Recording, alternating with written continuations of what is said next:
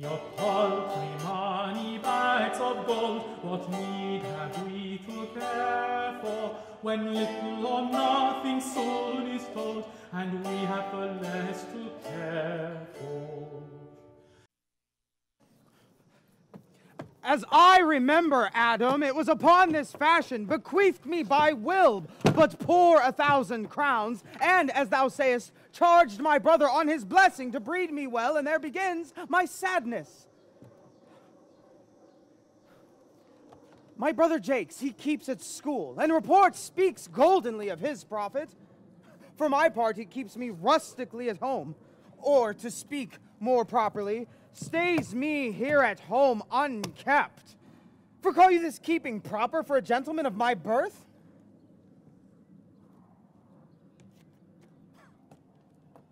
His horses are bred better.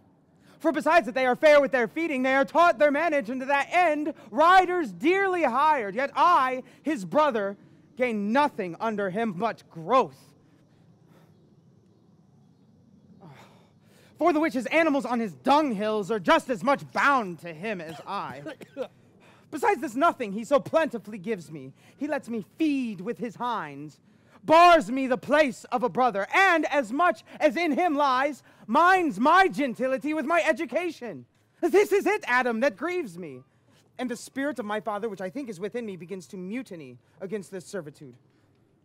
I will no longer endure it, though yet I know no wise remedy how to avoid it. Yonder comes my master, your brother. Go apart, Adam, and thou shalt hear how he will shake me up. Now, sir, what make you here? Nothing. I'm not taught to make anything. What mar you then, sir? Marry, sir.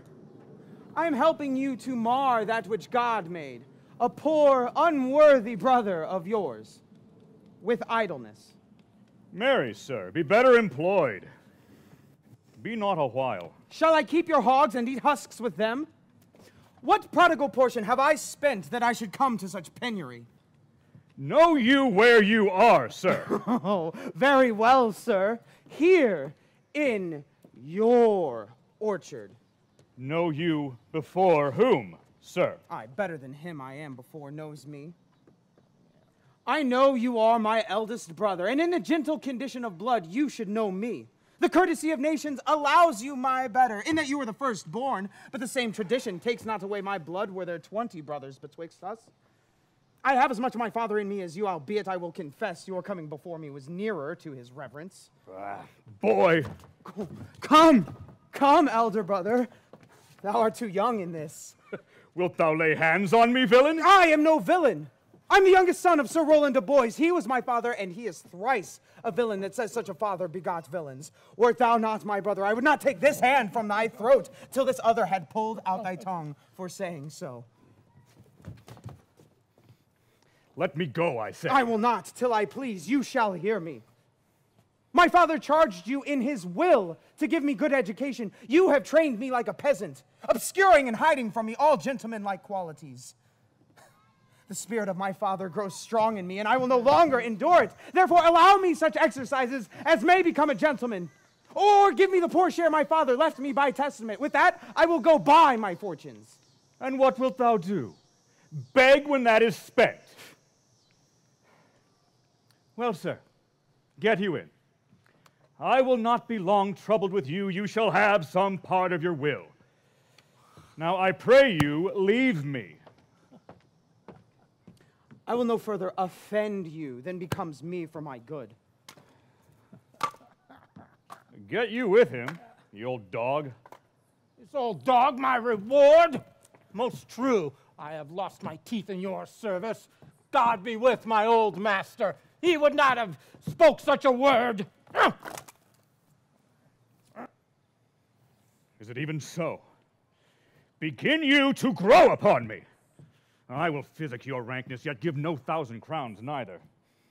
Holla, Dennis! Calls your worship. Was not Charles the Duke's wrestler here to speak with me? So please you, he is here and importunes access to you. Allow him in. It will be a good way. And tomorrow the wrestling is. Good morrow to your worship. Good, Monsieur Charles. What's the new news in the new court? There's no news at the court, sir, but the old news. That is, the old duke is banished by his younger brother, the new duke, and 3 or 4 loving lords have put themselves into voluntary exile with him, whose lands and revenues enrich the new duke. Therefore, he gives them good leave to wander. Can you tell if Rosalind, the duke's daughter, be banished with her father? No, for the duke's daughter, her cousin, so loves her, being ever from their cradles bred together, that she would have followed her exile or have died to stay behind her. She is at the court, and no less beloved of her uncle than his own daughter. Never 2 ladies loved as they do. Where will the old duke live? They say he is already in the forest of Arden, and a many merry men there with him. And there they live like the old Robin Hood of England. They say many young gentlemen flock to him every day and fleet the time carelessly as they did in the golden world. Do you wrestle tomorrow before the new duke? Marry, do I, sir? And I came to acquaint you with a matter. I am given, sir, secretly, to understand that your younger brother Orlando hath a disposition to come in disguised against me to try a fall. Tomorrow, sir, I wrestle for my credit, and he that escapes me without some broken limb shall acquit him well. Your brother is but young and tender, and for your love I would be loath to foil him, as I must, for my own honor if he come in. Therefore, out of my love to you, I came to acquaint you with all, that either you might stay him from his intendment, or brook such disgrace, well as he shall run into, in that it is a thing of his own search, and altogether against my will. Charles, I thank thee for thy love to me, which thou shalt find I will most kindly requite. I had myself notice of my brother's purpose herein, and had by underhand means labored to dissuade him from it, but he is resolute. I'll tell thee, Charles, it is the stubbornest young fellow of France, full of ambition, an envious emulator of every man's good parts, a secret and villainous contriver against me, his natural brother. Therefore, use thy discretion. I had as lief thou didst break his neck as his finger, for I assure thee, and almost with tears I speak it, there is not one so young and so villainous this day living. I am heartily glad I came hither to you. If he come tomorrow, I'll give him his payment. If ever he go alone again, I'll never wrestle for prize more. And so God keep your worship. Farewell, good Charles.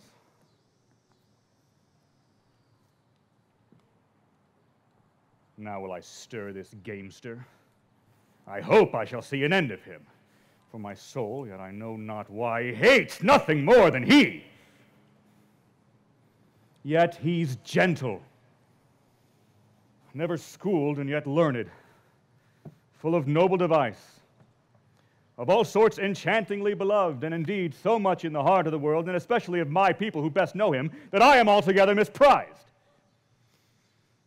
But it shall not be so long. This wrestler shall clear all. Nothing remains but that I kindle the boy thither, which now I'll go about.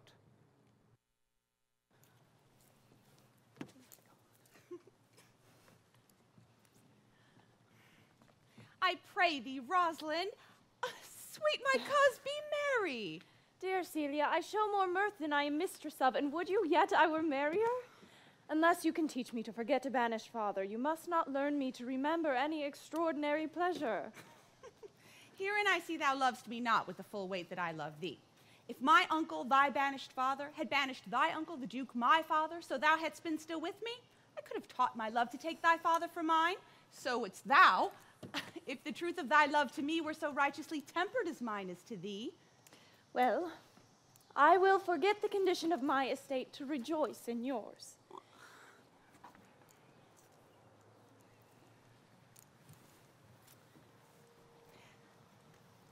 You know my father hath no child but I, And truly, when he dies, thou shalt be his heir.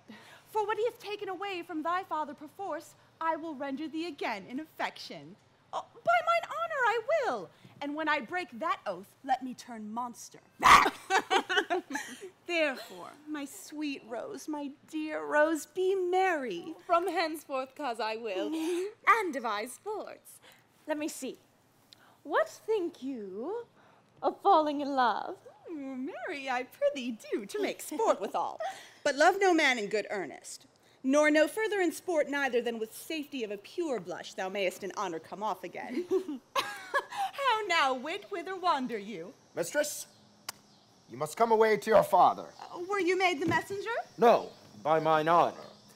But I was bid to come for you. Where learned you that oath, fool? Of a certain knight who swore by his honor they were good pancakes. And swore by his honor the mustard was not. Now, I'll stand to it. The pancakes were not, and the mustard was good, and yet was not the knight forsworn. How prove you that in the great heap of your knowledge? I marry and muzzle your wisdom. Stand you both forth now. Stroke your chins and swear by your beards I am a knave. By our beards, if we had them, thou art. By my knavery, if I had it, then I were. But if you swear by that which is not, you are not forsworn. No more than this knight swearing by his honor, for he never had any. Or if he did, he swore it away long before he ever saw the pancakes or that mustard. Prithee, who is that thou meanst? One that old Frederick, your father, loves. My father's love is enough to honor him. Enough. Speak no more of him. You'll be whipped for taxation one of these days. The more pity that fools may not speak wisely what wise men do foolishly. By my troth, thou sayest true. For since the little wit that fools have was silenced, the little foolery that wise men have makes a great show. Oh, here comes Monsieur Lebeau. Bonjour, Monsieur Lebeau. Qu'est-ce que c'est la news? Fair princess, you have lost much good sport. Sport? Of what color? What color, madame? How shall I answer you? As wit and fortune will. Or as the destinies decree. Well said. That was laid on with a trowel. Oh, nay, not if I keep my...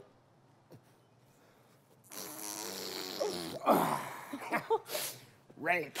Thou losest thy old smell. You amaze me, ladies. I would have told you of good wrestling, which you have lost the sight of. Yet tell us the manner of the wrestling. I will tell you the beginning, and if it please your ladyships, you may see the end, for the best is yet to do.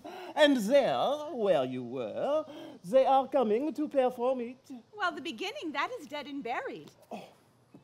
There comes an old man and his 3 sons. The eldest of the 3 wrestled against Charles, the Duke's wrestler, which Charles in a moment threw him and broke 3 of his ribs, that there is little hope of life in him. So he served the 2nd, and so the 3rd. Yonder they lie, the poor old man, their father, making such a pitiful dole over them, that all the beholders take his part with weeping. Alas! But what is the sport, monsieur, that the ladies have lost? Why, this that I speak of. Thus, men may grow wiser every day. This is the first I ever heard breaking of ribs was sport for ladies. Or I promise you. Yet shall we see this wrestling, cousin? You must, if you stay ici. Poor ici is the place appointed for the wrestling, and they are ready to perform it. Yonder, sure they are coming. Let us now stay and see it.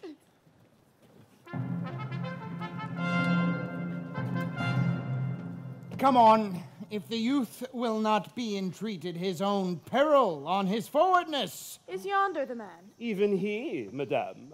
Alas, he is too young.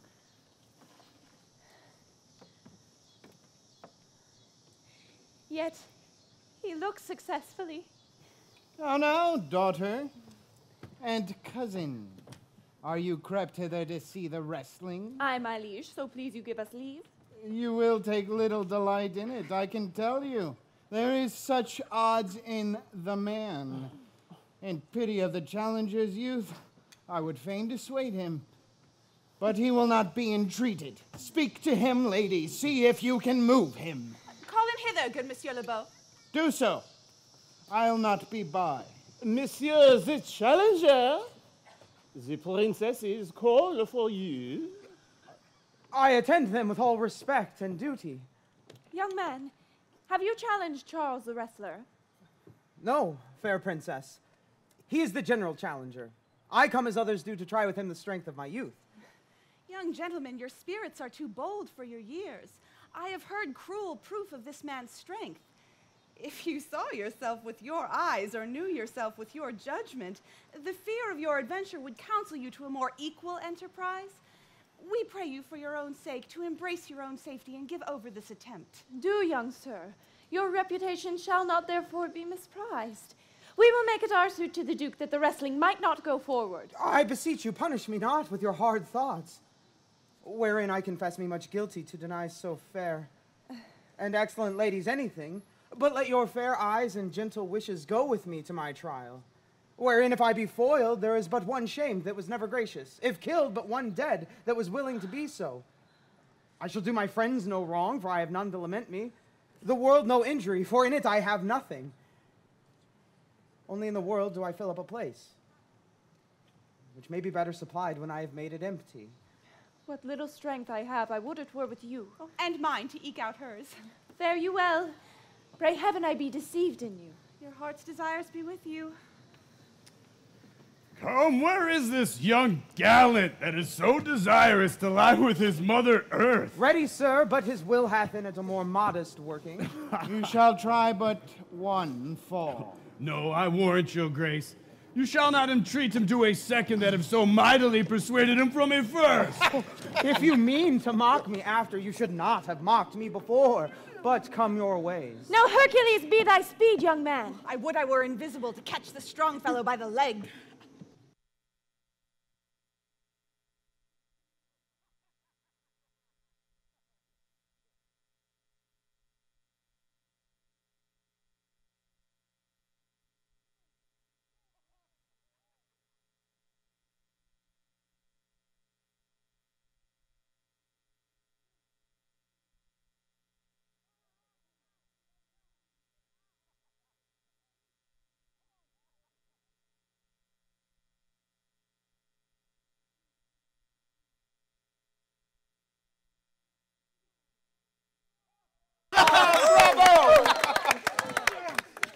Oh, excellent, young man! If I had a thunderbolt in mine eye, I can tell who should down.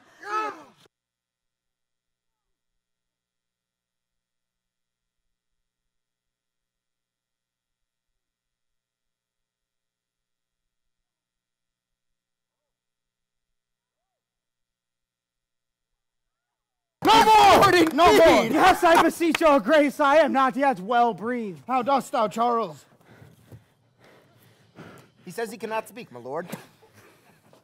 Bear him away.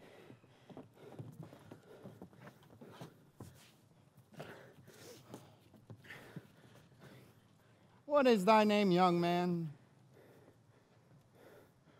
Orlando, my liege, youngest son of Sir Roland de Boys. I would thou had been son to some man else. Well, the world esteemed thy father honorable, but I did find him still mine enemy. Thou shouldst have better pleased me with this deed hadst thou descended from another house. But fare thee well. Thou art a gallant youth. I would thou hadst told me of another father.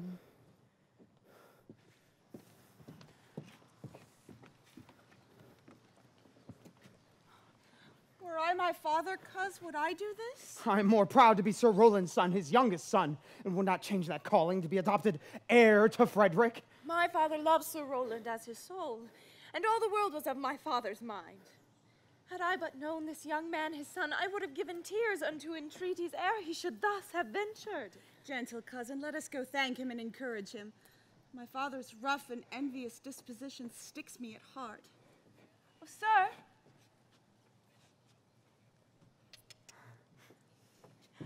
You have well deserved. If you do keep your promises in love but justly, as you have exceeded all promise, your mistress shall be happy. Gentlemen, wear this for me. One out of suits with fortune that could give more, but that her hand lacks means.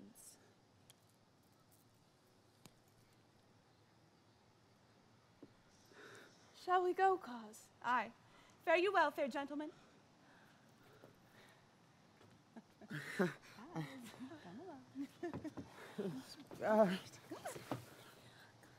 Can I not say I thank you? My better parts are all thrown down, and that which here stands up is but a quintain, a mere lifeless block. He calls us back. My pride fell with my fortunes. I'll ask him what he will. Did you call, sir? Sir, you have wrestled well and overthrown more than your enemies. Will you go, cuz?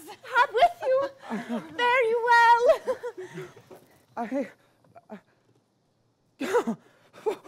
What passion hangs these weights upon my tongue? I cannot speak to her, yet she urged conference.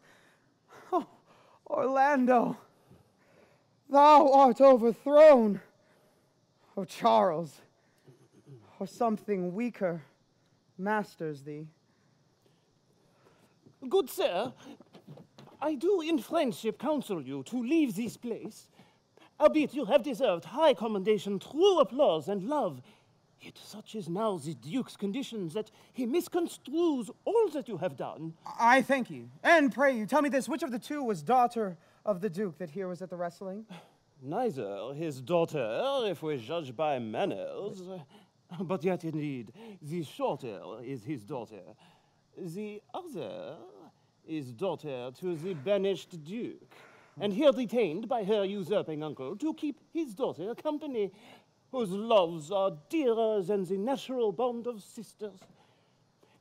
But I can tell you that of late, this Duke hath ta'en his pleasure against his gentle niece, grounded upon no other argument but that the people praise her for her virtues, and pity her for her good father's sake. And on my life, his malice against this lady will suddenly break forth. Sir, fare you well. Hereafter, in a better world than this, I shall desire more amour, a connaissance of you. I rest much bounden to you. Fare you well.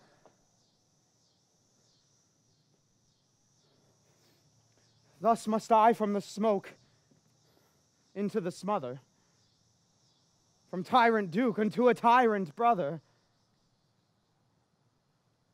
But heavenly Rosalind. Why, cousin. Why, Rosalind! Cupid have mercy, not a word. Not one to throw at a dog.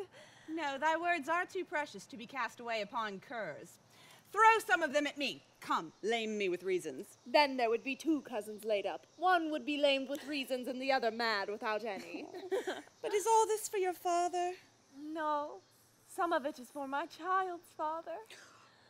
Oh, how full of briars is this working day world. Oh, they are but burrs, cousin, thrown upon thee in holiday foolery. If we walk not in the trodden paths, our very petticoats will catch them. I could shake them off my coat. These burrs are in my heart. Hem them away. I would try if I could cry hem and have him. Oh, come, come. Wrestle with thy affections. Oh, they take the part of a better wrestler than myself. Let us talk in good earnest. Is it possible on such a sudden you should fall into so strong a liking with old Sir Rowland's youngest son? The Duke my father loved his father dearly.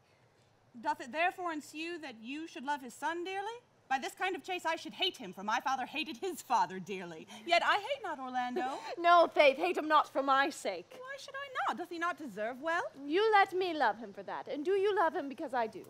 Look, here comes the Duke. With his eyes full of anger. Mistress, dispatch you with your safest haste, and get you from our court. Me, uncle. You, cousin, within these 10 days, if that thou beest found so near our public court as 20 miles, thou diest for it. I do beseech your grace. Let me the knowledge of my fault bear with me. if with myself I have intelligence, or have acquaintance with mine own desires, if that I do not dream, or be not frantic, then, dear uncle, never so much as in thought unborn did I offend your highness. Thus do all traitors. If their purgation did consist in words, they are as innocent as grace itself. Let it suffice thee that I trust thee not. Yet your mistrust cannot make me a traitor. Tell me whereon the likelihood depends. Thou art thy father's daughter. There's enough. So was I when your highness took his dukedom. So was I when your highness banished him. Treason is not inherited, my lord. Or, if we did derive it from our friends, what's that to me? My father was no traitor. Then good, my liege, mistake me not so much to think my poverty is treacherous. Dear sovereign, hear me speak. Aye, Celia. We stayed her for your sake, else had she with her father ranged along. I did not then entreat to have her stay. It was your pleasure and your own remorse. I was too young that time to value her. But now I know her. If she be a traitor, why, so am I. We still have slept together, rose at an instant, learned, played, eat together. And wheresoe'er we went, like Juno's swans, still we went coupled and inseparable. She is too subtle for thee. And her smoothness, her very silence and her patience speak to the people, and they pity her. Thou art a fool. She robs thee of thy name, and thou wilt show more bright and seem more virtuous when she is gone. Then open not thy lips. Firm and irrevocable is my doom which I have passed upon her. She is banished. Pronounce that sentence then on me, my liege. I cannot live out of her company. You are a fool! You, niece, provide yourself. If you outstay the time, upon mine honor, and in the greatness of my word, you die.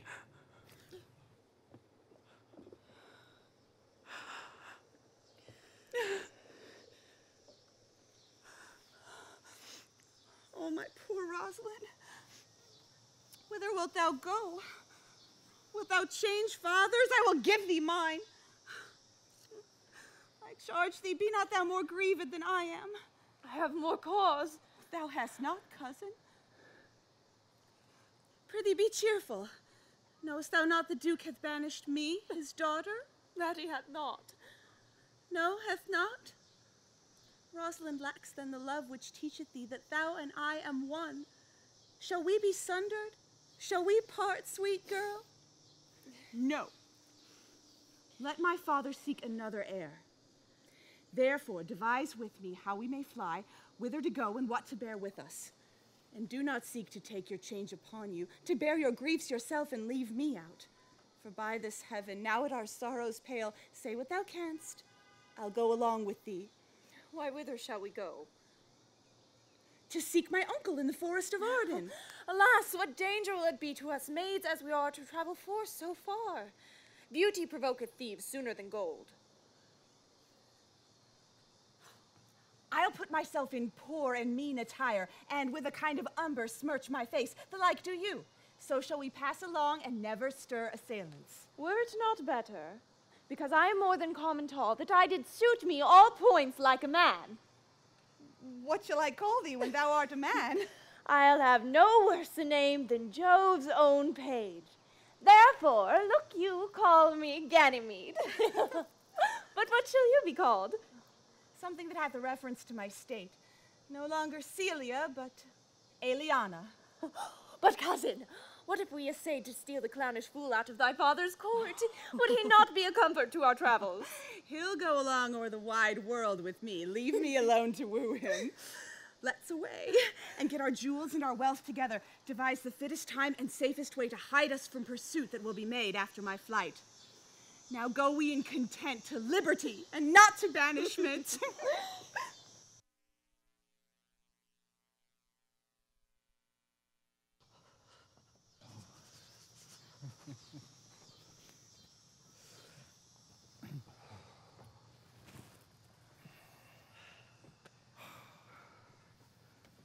Now, my co-mates and brothers in exile,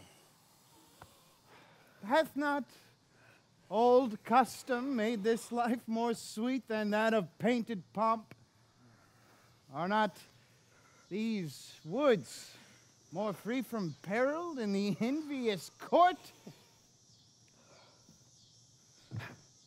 Here feel we not the penalty of Adam, the season's difference, as the icy fang and churlish chiding of the winter's wind, which, when it bites and blows upon my body, even till I shrink with cold, I smile and say, this is no flattery. These are counselors that feelingly persuade me what I am. Sweet are the uses of adversity, which, like the toad, ugly and venomous, wears yet a precious jewel in his head. And this our life, exempt from public haunt, finds tongues in trees, books in the running brooks, sermons in stones, and good in everything. I would not change it. Happy is your grace that can translate the stubbornness of fortune into so quiet and so sweet a style. Come, shall we go and kill us venison? And yet, it irks me. The poor dappled fools, being native burghers of this desert city, should in their own confines with forked heads have their round haunches gored. Indeed, my lord. The melancholy Jaques grieves at that, and in that kind swears you do more usurp than doth your brother that hath banished you. Today my lord of Amiens and myself did steal behind him as he lay along a place where a poor sequestered stag that from the hunter's aim had ta'en a hurt did come to languish. And indeed, my lord, the wretched animal heaved forth such groans that their discharge did stretch his leathern coat almost to bursting. And the big round tears coursed one another down his innocent nose in piteous chase. And thus the hairy fool, much marked of the melancholy Jaques, stood along the extremest verge of the swift brook, augmenting it with tears. But what said Jaques? Did he not moralize this spectacle? Oh, yes, into 1,000 similes. Most invectively, he swears that we are mere usurpers, tyrants, to fright the animals and to kill them off in their assigned and native dwelling place. And did you leave him in this contemplation? We did, my lord, weeping and commenting upon the sobbing deer. Show me the place. I love to cope him in these sullen fits, for then he's full of matter. I'll bring you to him straight.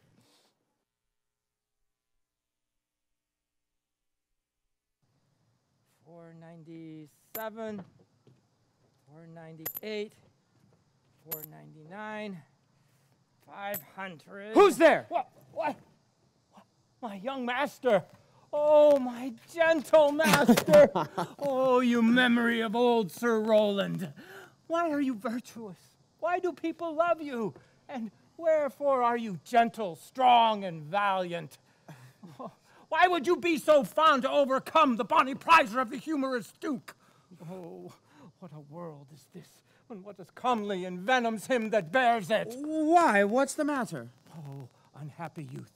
Come not within those walls, within that roof. The enemy of all your graces lives, your brother. No brother, yet the son, yet not the son. I will not call him son. Of him I was about to call his father, hath heard your praises, and this night he means to burn the lodging where you used to lie, and you within it. If he fail of that, he will have other means to cut you off. I overheard him and his practices. This is no place. This house is but a butchery. Abhor it, fear it, do not enter it. Why, whither, Adam, wouldst thou have me go? No matter whither, so you come not here. What?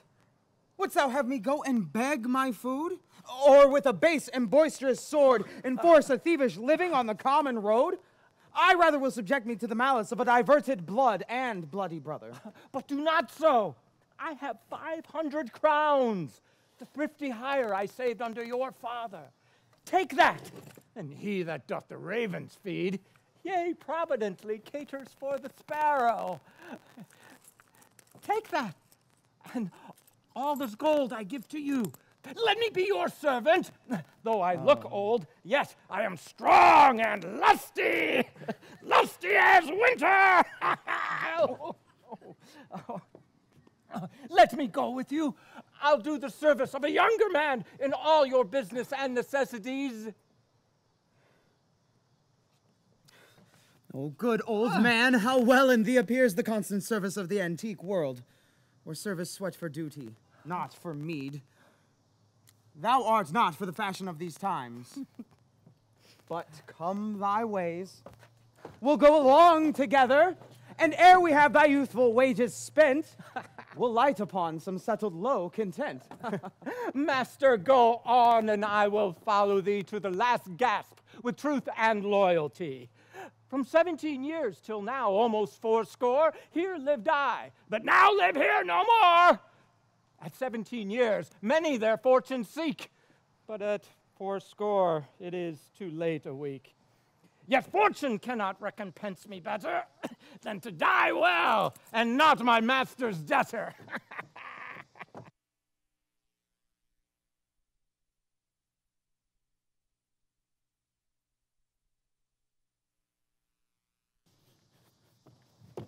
Can it be possible that no man saw them? It cannot be. Some villains of my court are of consent in sufferance in this. I cannot hear of any that did see her. The ladies, her attendants of her chamber, saw her abed in the morning early. They found the bed, untreasured of its mistress. My lord, the varnished clown at whom so oft her grace was wont to laugh is also missing. Hesperia, the princess gentlewoman, confesses that she secretly o'erheard your daughter and her cousin much command the parts and graces of the wrestler that did but lately foil the sinewy Charles. And she believes, wherever they are gone, that youth is surely in their company. Send to his brother! Fetch that gallant hither! If he be absent, bring his brother to me. I'll make him find him. Do this suddenly. And let not search and inquisition quail to bring again these foolish runaways.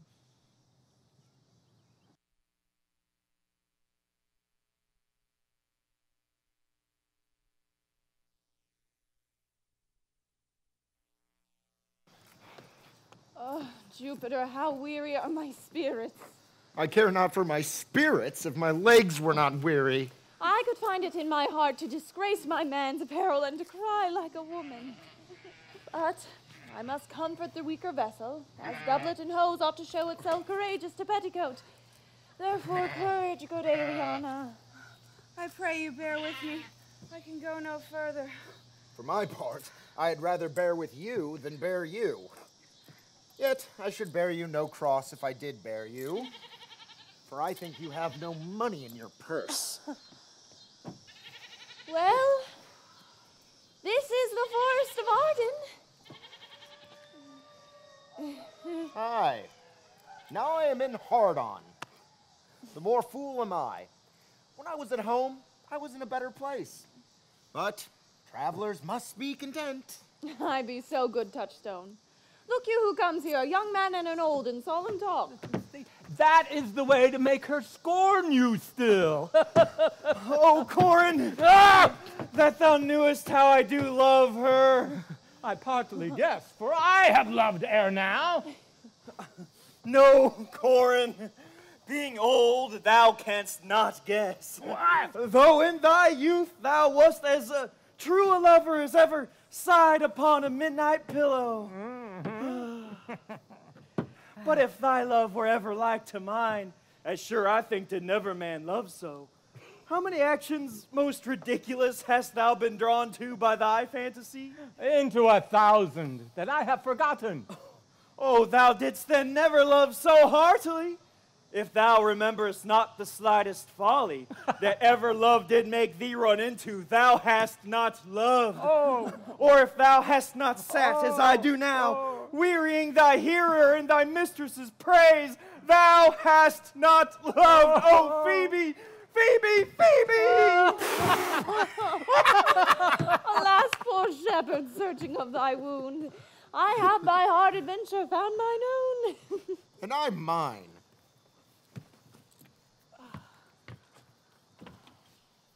I remember when I was in love, I broke my sword upon a stone and bid him take that coming a night to Jane's smile. And I remember the kissing of her battler and the cow's dugs that her pretty chopped hands had milked.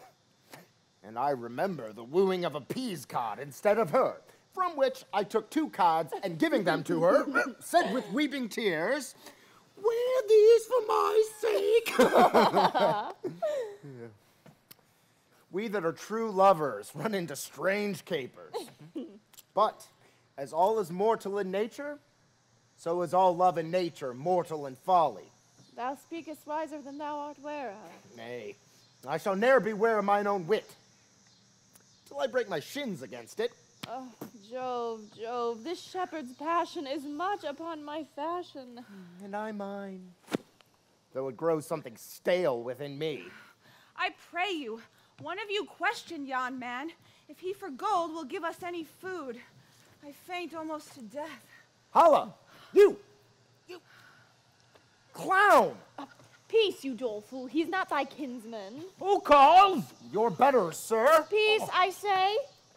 Else are they very wretched. Good even to you, friend.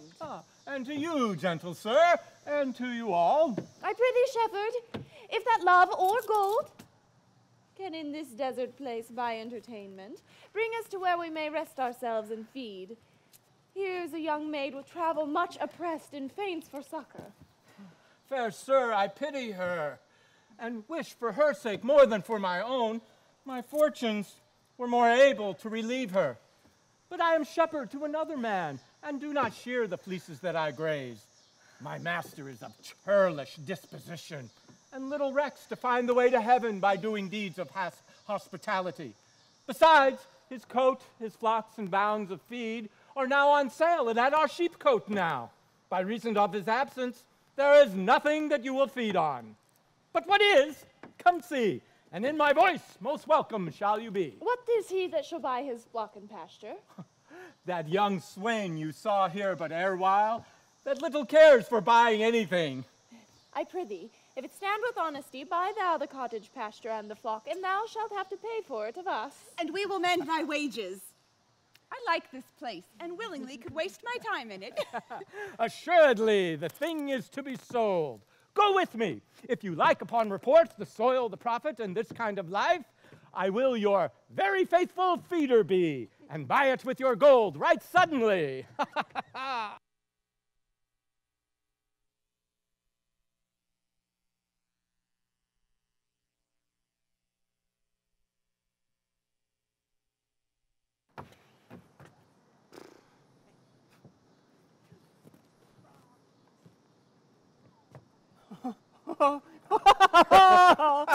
Hello, Motley. Hello, good monsieur. My friends call me Jacques, and you are now my friend.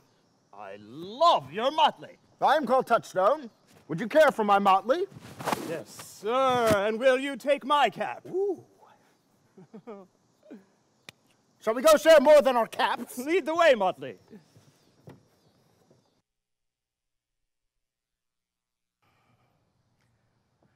Under the greenwood tree, who loves to lie with me, and turn his merry note onto the sweet bird's throat.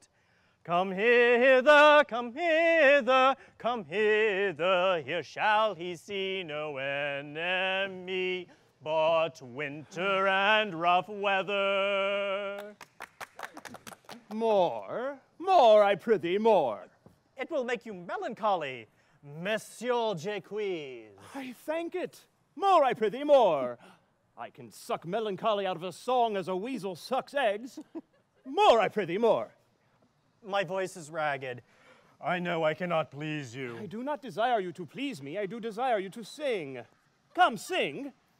And you that will not hold your tongues. Well, I'll end the song. Sirs, cover the while, the Duke will sup there. He hath been all this day to look you. And I have been all this day to avoid him. He is too disputable for my company. I think of as many matters as he, but I give heaven thanks and make no boast of them. Come, warble, come. Who doth ambition shun and loves to live in the sun, seeking the food he eats and pleased with what he gets. Come hither, come hither, come hither, here shall he see no enemy, but winter and rough weather. I'll give you a verse to this note that I made yesterday, in despite of my invention. Thus it goes.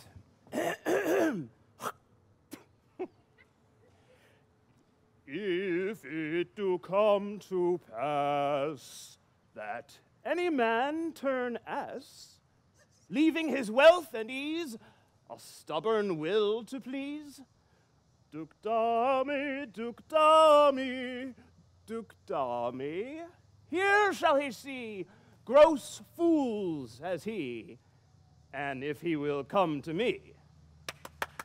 What's that, Duke Dame? 'Tis a Greek invocation to draw fools into a circle. Well, I'll go sleep if I can. If I cannot, I'll rail against all the firstborn of Egypt. And we'll go seek the Duke. His banquet is prepared.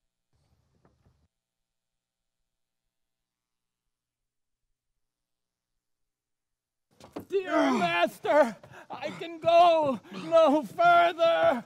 Oh, I die for food. Here lie I down and measure out my grave. Farewell, kind master.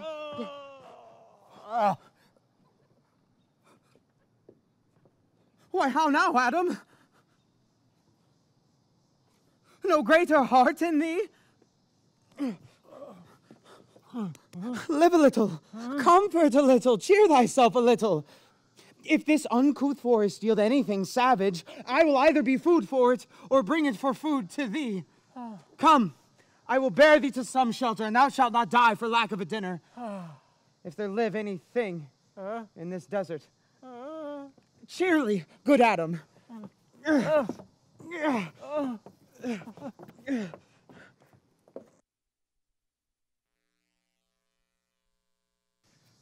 I think he be transformed into a beast, for I can nowhere find him like a man. My lord, he is but even now gone hence. Here was he merry, hearing of a song. If he, compact of jars, grow musical, we shall have shortly discord in the spheres. Go, seek him. Tell him I would speak with him. He saves my labor by his own approach. Why, how now, monsieur? What a life is this that your poor friends must woo your company? What? You look merrily. A fool! A fool! I met a fool in the forest, a motley fool, a miserable world. As I do live by food, I met a fool. The motley moralized on the time, and my lungs began to crow like Chanticleer. That fools should be so deep contemplative, and I did laugh en commission. Oh, noble fool, worthy fool, motley is the only wear. What fool is this? A worthy fool, one that hath been a courtier, and says, if ladies be but young and fair, they have the gift to know it. And in his brain he hath strange places crammed with observation, the which he vents in mangled forms. Oh, that I were a fool, I am ambitious for a motley coat. Thou shalt have one. It is my only suit. Provided that you weed your better judgments of all opinion that grows rank in them that I am wise, I must have liberty withal, as large a charter as the wind, to blow on whom I please, for so fools have. Invest me in my motley, give me leave to speak my mind, and I will through and through cleanse the foul body of the infected world if they will patiently receive my medicine. Oh, fie on thee! I could tell what thou wouldst do. What for a counter would I do but good? Most mischievous foul sin in chiding sin. For thou thyself hast been a libertine, as sensual as the brutish sting itself. In all the embossed sores and headed evils that thou with license of free foot hast caught, wouldst thou disgorge into the general world. I attack the sin, and not the sinner. But who comes here? Forbear and eat no more. Why, I have eaten none yet. Nor shalt not till necessity be served. Of what kind should this cock come of? Art thou thus bold in demand by thy distress, or else a rude despiser of good manners, that in civility thou seemst so empty? You touched my vein at first. The thorny point of bare distress hath ta'en from me the show of smooth civility, yet I am inland bred and know some nurture. But forbear, I say, he dies that touches any of this fruit, till I and my affairs are answered.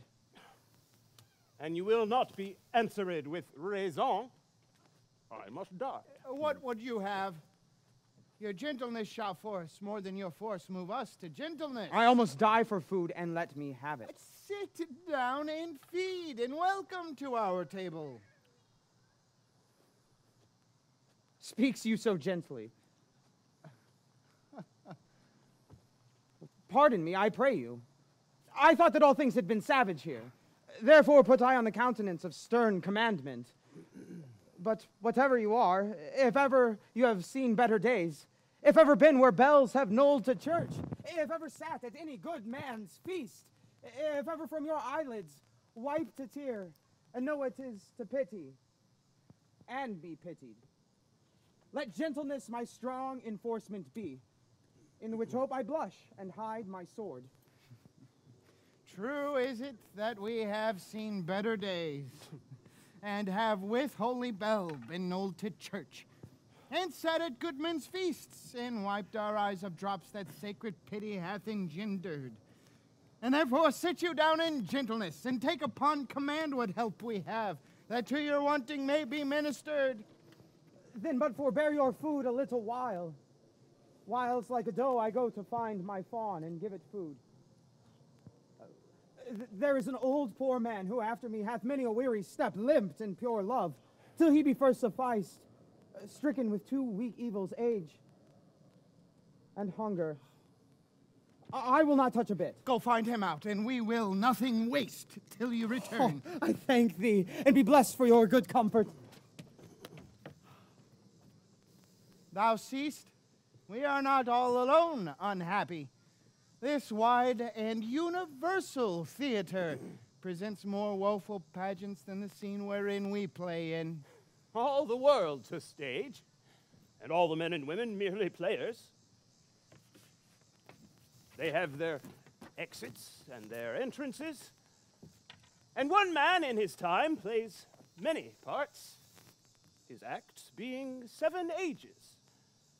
At first, the infant, mewling and puking in the nurse's arms.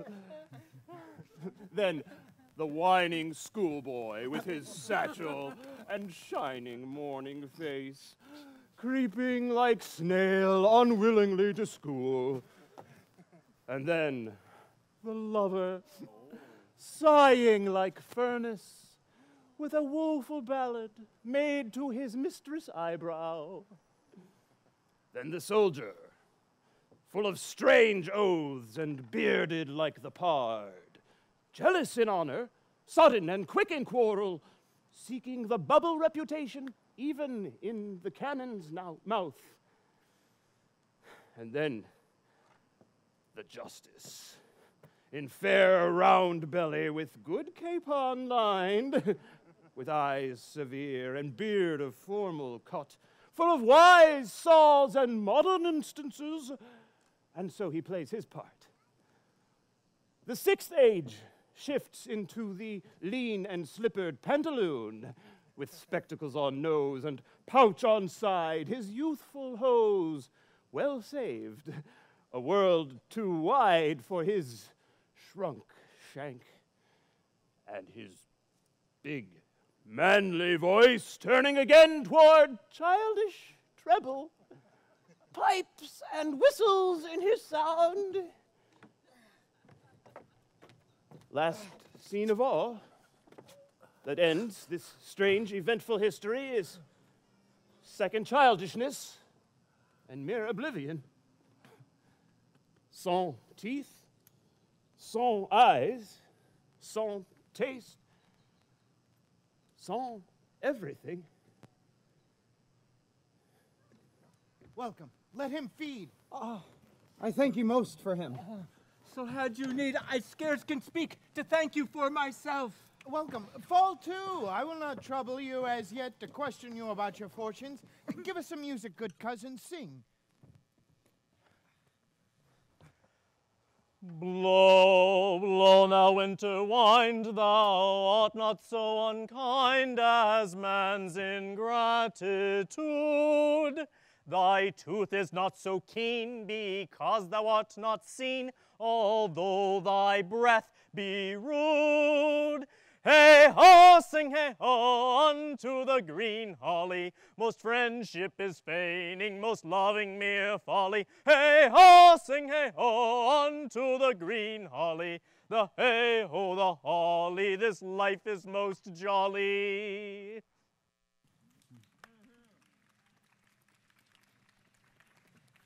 If that you were the good Sir Roland's son, as you have whispered faithfully you were, be truly welcome hither.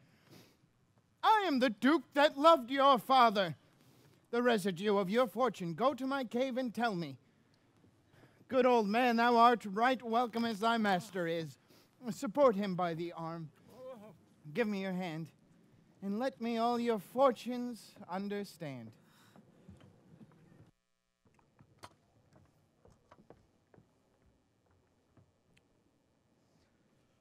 Freeze, freeze now, bitter sky, that dost not bite so nigh as benefits forgot. Though the waters warp, thy sting is not so sharp as friend remembered not. Hey ho, sing hey ho, unto the green holly, most friendship is feigning, most loving mere folly. Hey ho, sing hey ho, unto the green holly, the hey ho, the holly, this life is most jolly.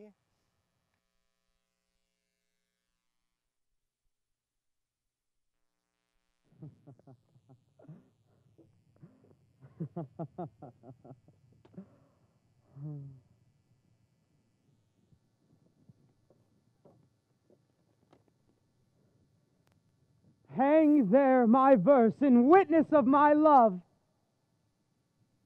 And thou, thrice crowned queen of night, survey with thy chaste eye from thy pale sphere above thy huntress name that my full life doth sway. Oh, Rosalind.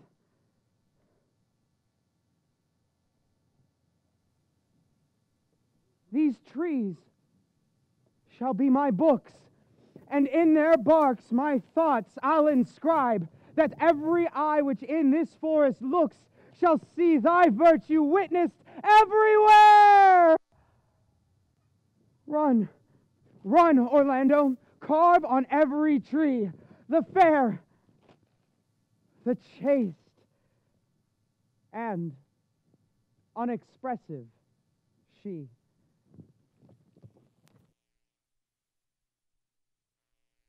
I have not seen him since. Not see him since. Sir, that cannot be. But were I not the better part made mercy, I should not seek an absent argument of my revenge, thou present! But look to it, find out thy brother, wheresoe'er he is. Seek him with candle, bring him dead or living within this 12-month, or turn thou no more to seek a living in our territory. Thy lands and all things that thou dost call thine, worth seizure do we seize into our hands, till thou canst quit thee by thy brother's mouth of what we think against thee.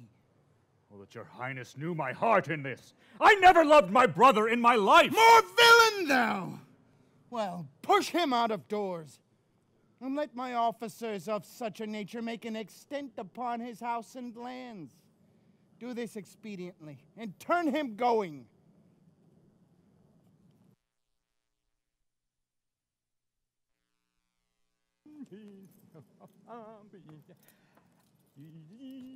And how like you the shepherd's life, Master Touchstone? Truly, shepherd, in respect of itself, it is a good life. But in respect of the shepherd's life, it is not. Now, in respect it is solitary, I like it very well. But in respect it is private, it is a very vile life. Now, in respect it is in the fields, it pleaseth me well. But in respect it is not in court, it is tedious. Hast any philosophy in thee, shepherd? No more, but that I know, the more one sickens, the worse at ease he is. And he that wants money, means, and content is without 3 good friends. And that the property of rain is to wet, and fire to burn. That good pasture makes fat sheep. And that a great cause of the night is lack of the sun. And he that hath learned no wit, by nature nor art, may complain of good breeding, or comes of a very dull kindred. Such a one is a natural philosopher. Was ever in court, shepherd? No, truly. Oh, then thou art damned. Nay, I hope. Well, truly, thou art damned. Like an ill roasted egg, all on one side. For not being at court, your reason. Why? If thou never wast at court, thou never sawest good manners. If thou never sawest good manners, then thy manners must be wicked. And wickedness is a sin. And sin is damnation. Thou art in a perilous state, shepherd. Not a whit, Touchstone.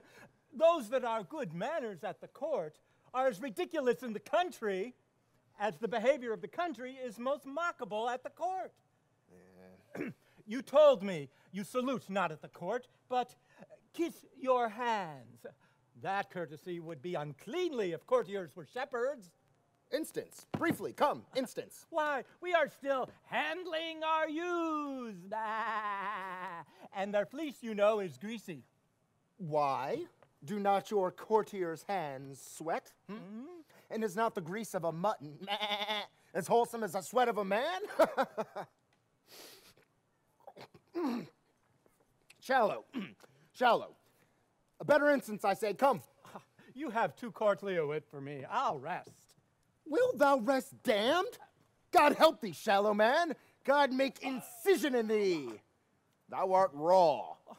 Sir, I am a true laborer. I earn that I eat, get that I wear. Oh, no man hate. Glad of other man's happiness, glad of other man's good, content with my harm. And the greatest of my pride is to see my ewes graze and my lambs suck. That is another simple sin in you, shepherd. To bring the ewes and rams together, to offer to get your living by the copulation of cattle? Yeah. If thou beest not damned for this, the devil himself should have no shepherds. I cannot see how thou should escape. Here comes young Master Ganymede, my new mistress's brother. From the east to the western end, no jewel is like Rosalind. Her worth being mounted on the wind through all the world bears Rosalind. All the pictures fairest lined are but black to Rosalind. Let no fair be kept in mind but the fair of Rosalind.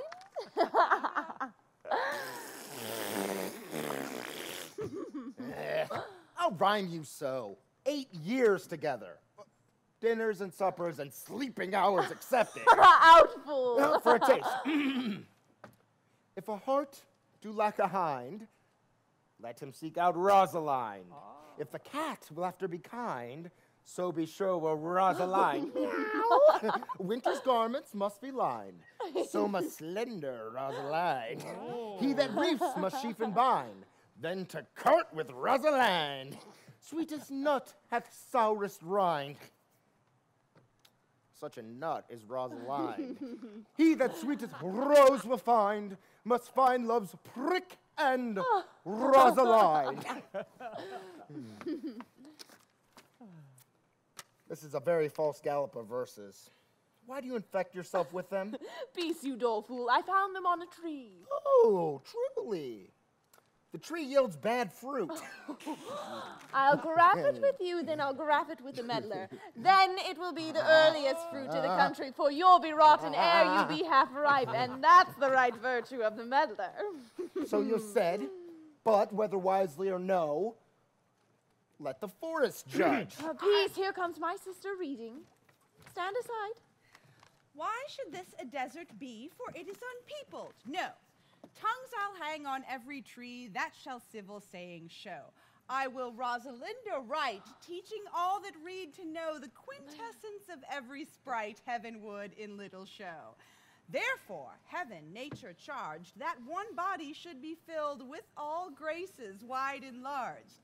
Nature presently distilled Helen's cheek, but not her heart. Cleopatra's majesty, Atalanta's better part, sad Lucretia's modesty. Thus Rosalind, of many parts, by heavenly synod was devised, of many faces, eyes, and hearts, to have the traits dearest prized. Heaven would that she these gifts should have, and I to live and die her slave. Ah, most gentle Jupiter, what tedious homily of love have you wearied your parishioners withal, and never cried, have patience, good people. How now? Back, friends. Shepherd, go off a little. Go with him, Sirrah. Come, shepherd. Let us make an honorable retreat. Oh, no. Didst thou hear these verses? Oh, yes, I heard them all and more too, for some of them had in them more feet than the verses would bear. But didst thou hear without wondering how thy name should be hanged and carved upon these trees? I was 7 of the 9 days out of wonder before you came.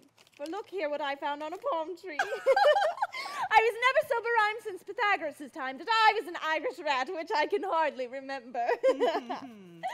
Know you who hath done this? Is it a man? And a chain that you once wore about his neck? I prithee who? Oh, Lord, Lord, it is a hard matter for friends to meet, but mountains may be removed with earthquakes and so encounter. Nay, but who is it? Is it possible? I prithee, with most petitionary vehemence, tell me who it is. Oh, wonderful, wonderful, and most wonderful, wonderful, and yet again wonderful, and after that, out of all hoping. Good my complexion, dost thou think, though I am comparison like a man, I have a doublet and hose in my disposition? 1 inch more of delay is a south sea of discovery. I prithee, tell me who it is quickly, and speak apace. I prithee, take the cork out of thy mouth that I might drink thy tidings. It is young Orlando, who tripped up the wrestler's heels and your heart both in an instant. Nay, but the devil take the mocking. Speak sad brow and true maid. If faith, cause 'tis he. Orlando. But what shall I do with my doublet and hose? What did he when thou sawest him? What said he? Wherein went he? What makes him here? How looked he? Did he ask for me? How parted he with thee? And when shalt thou see him again? Answer me all in one word. You must borrow me gargantuous mouth first. 'Tis a word too great for any mouth of this age's size. To say aye and no to these particulars is more than to answer in a catechism. But doth he know I'm in this forest and in man's apparel? Oh, looks he as freshly as he did the day he wrestled. It is as easy to count atoms as to resolve the propositions of a lover. But take a taste of my finding him, and relish it with good observance. I found him under a tree, like a dropped acorn.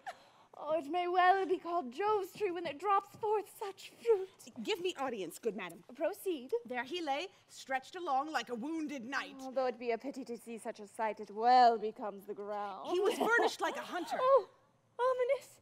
He comes to kill my heart. I would sing my song without a burden. Thou bringest me out of tune. Do you not know I am a woman? When I think, I must speak. Oh, sweet, say on. You bring me out. I think I hear. Oh, soft! Comes he not here? 'Tis he. Slink by and note him.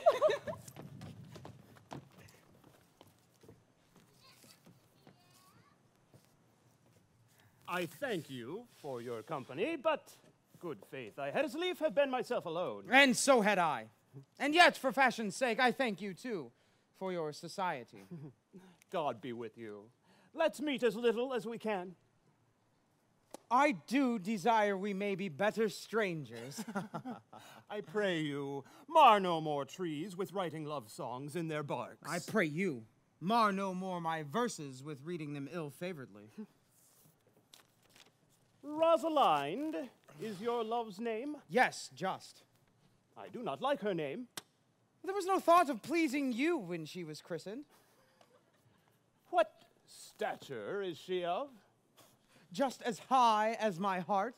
You are full of pretty answers. Have you not been acquainted with goldsmiths' wives and conned them out of rings? Not so, but I answer you right, painted cloth, from whence you have studied your questions. You have a nimble wit. I think 'twas made of Atalanta's heels. Will you sit down with me again, and we two will rail against our mistress, the world, and all our misery? I will chide no breather in the world but myself, against whom I know most faults. The worst fault you have is to be in love. 'Tis a fault I will not change for your best virtue. I am weary of you. By my troth, I was seeking for a fool when I found you. He is drowned in the brook. Look but in, and you shall see him. There shall I see mine own figure. Which I take to be either a fool or a cipher. I'll tarry no longer with you. Farewell, good Signor Love. I am glad of your departure. Adieu, good Monsieur Melancholy. Speak to him like a saucy lackey, and under that habit play the knave with him.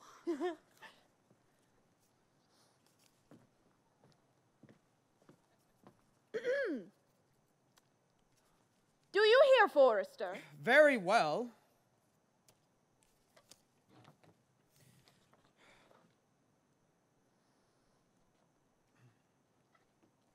What would you? I pray you, what is the clock? You should ask me what time of day. There is no clock in the forest. Then there is no true lover in the forest. Else sighing every minute and groaning every hour would detect the lazy foot of time as well a clock. And why not the swift foot of time? Had that not been as proper? By no means, sir. Time travels in divers paces with divers persons. Time trots with the young maid between the contract of her marriage and the day it is solemnized. Time ambles with the rich man who hath not the gout, for he feels no pain.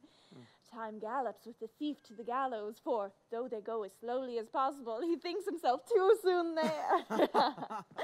Time stops with lawyers on vacation, for they sleep between term and term. Where dwell you, pretty youth? With that shepherdess, my sister, here in the skirts of the forest like fringe upon a petticoat. Are you native of this place? As the rabbit you see dwell where she is kindled. Your accent is something finer than you could purchase in so removed a dwelling. Many have said so of me, but let me question you. There is a man haunts the forest that abuses our young plants with carving Rosalind on their barks, hangs odes upon hawthorns, all forsooth deifying the name of Rosalind. If I could meet that fancy monger, I would give him some good counsel, for he seems to have the quotidian of love upon him. I am he that is so love-shaked. I pray you, tell me your remedy. But you have no mark of love upon you. No, I am quite sure you are not a prisoner of love. What mark should I have? Lean cheek, which you have not. A blue eye unsunken, which you have not. An unquestionable spirit, which you have not. And a beard neglected, which you have not. Your hose must be engartered, your bonnet unbanded, your sleeve unbuttoned, your shoe untied, and everything about you demonstrating a careless desolation. But you are no such man. You are rather point device in your accoutrements, as loving yourself rather than seeming the lover of any other. Fair youth, I could make thee believe I love. Me believe it. You may as well make her that you love believe it, which I'll warrant she is apter to do than to confess she does. But in good sooth, are you really he that hangs verses upon trees wherein Rosalind is so admired? I swear to thee, youth, by the white hand of Rosalind, I am that he. That unfortunate he. But are you so in love as your rhymes speak? Neither rhyme nor reason can express how much. Love is merely a madness, and I profess curing it by counsel. Did you ever cure any so? Yes, one, and in this manner.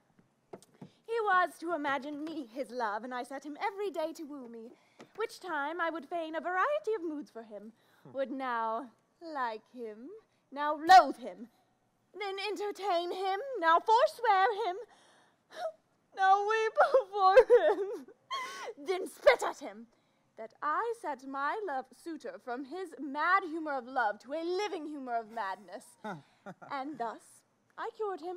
And so I will take upon me to wash your liver that there shall not be one spot of love in it. I would not be cured, youth. I would cure you, if you would but call me Rosalind, and come every day to my cote, and woo me. Now, by the faith of my love, I will. Tell me where it is. Go with me to it, and I will show it you. And by the way, you will tell me where in the forest you live. Will you go? With all my heart, good youth. Nay, you must call me Rosalind. Will you go, sister?